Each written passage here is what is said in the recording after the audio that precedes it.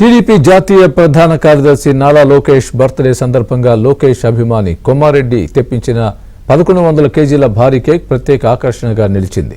Amaravati TDP కేంద్ర కార్యాలయంలో లోకేష్ జన్మదిన వేడుకల్ని ఘనంగా నిర్వహించారు.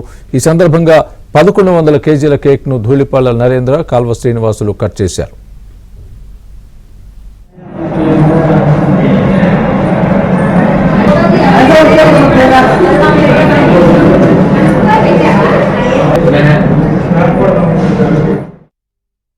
ఆటవిక రాజ్యం ఏదైతే ఉందో జగన్మోహన్ రెడ్డి రాజ్యం, రాజ్యాంగానికే తాళం వేసినటువంటి వ్యక్తి జగన్మోహన్ రెడ్డి.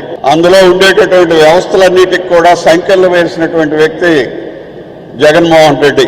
ఎవరికి స్వేచ్ఛ లేదు, రాజ్యాంగంలో ఉండే ఫండమెంటల్ రైట్స్ లేవు. అలాంటి పరిపాలనలో యువగలం, మేము గలం విప్పుతాం, మేము చెప్పాల్దలుచుకున్నది చెప్తాం, ప్రజల కోసం మేము పోరాడతాం. ప్రజాస్వామ్యానికి పట్టినటువంటి దాస్య శృంఖలాల్ని తెంచేస్తూ మరి యువగలం సాగించినటువంటి తీరు చూస్తే లోకేష్ బాబుని అభినందించక తప్పదు. జగన్మోహన్ రెడ్డి పేరుతో, ఆయన ప్రభుత్వం పేరుతో ఎక్కడైనా ఒక 3 గజాలు సిమెంట్ రోడ్డు వేశారా?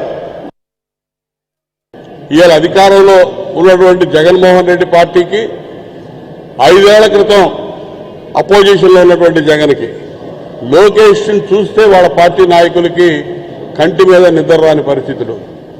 రకరకాలుగా అవహేళన చేశారు, అవమానకరమైన మాటలు మాట్లాడారు.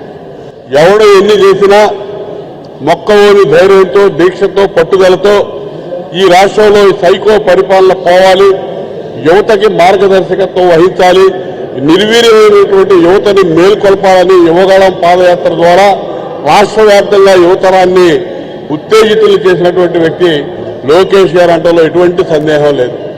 ఇవాళ పటాపంచలేని ఈ అధికార పార్టీ నాయకులు చేసినటువంటి విమర్శలన్నీ కూడా గాలి దుమారంలా కొట్టుకుపోయినాయి. వేధింపులు చూశాడు. ఈ రోజున అక్రమ కేసులు చంద్రబాబు నాయుడు గారి దగ్గర నుంచి లోకేష్ గారి దాకా, సామాన్య కార్యకర్త దాకా పెట్టి వేధించినటువంటి ఈ ప్రభుత్వం త్వరలో గడ్డ నింపబోతా ఉన్నాం. ఖచ్చితంగా ఈ పార్టీకి లోకేష్ గారు భవిష్యత్ తరాలకి నాయకుడిగా రాబోతా ఉన్నాడు. లోకేష్ గారిని మానసికంగా వేధించాలని, అతని నాయకుడిగా పనికిరాడని, తెలుగుదేశం పార్టీని నడిపించలేడని, ప్రజలకి సేవ చేయలేడని అనేక రకాలుగా అవహేళన చేస్తే, ఆ అవహేళనలో నుంచి ఒక గొప్ప నాయకుడిగా ఈరోజు రాష్ట్ర ప్రజలందరికీ కూడా భవిష్యత్తు నాయకుడిగా ఎట్లా ఉద్భవించాడో అందరూ చూసినటువంటి పరిస్థితి. ప్రత్యేకంగా ఒక కార్యక్రమాన్ని, యోగారం కార్యక్రమాన్ని రూపొందించి ఆ కార్యక్రమం ద్వారా అతను గనక ఏదైనా సంకల్పిస్తే ఆ సంకల్పాన్ని ఏ విధంగా సిద్ధింపజేస్తాడో, ఆ సంకల్పం ద్వారా ప్రజలకి ఏ విధంగా భరోసా ఇస్తాడో పాదయాత్ర ద్వారా నిరూపించినటువంటి వ్యక్తి. ఈరోజు రాష్ట్రంలో ఉన్నటువంటి ప్రజలందరూ కూడా, అన్ని వర్గాల ప్రజలు, అన్ని ప్రాంతాల ప్రజలు అత్యంత వేదనతోటి, అసంతృప్తితో ఉన్నటువంటి పరిస్థితి ఉంది.